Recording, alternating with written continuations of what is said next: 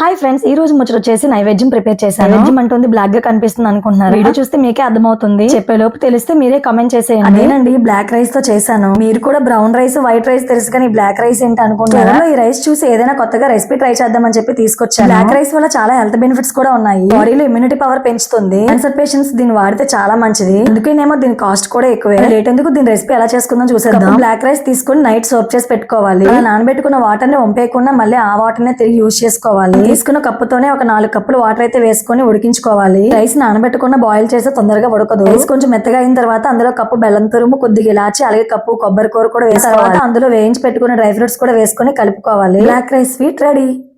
మంచి స్వీట్ చేసా, ఏమండి కొంచెం టేస్ట్ చూసి చెప్పండి ఎలా ఉందని.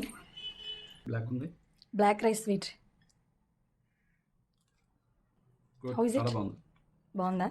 స్వీట్ మా వారికి కూడా నచ్చేసింది. మీకు కూడా నచ్చితే ట్రై చేసి ఎలా ఉందో కామెంట్ చేసేయండి.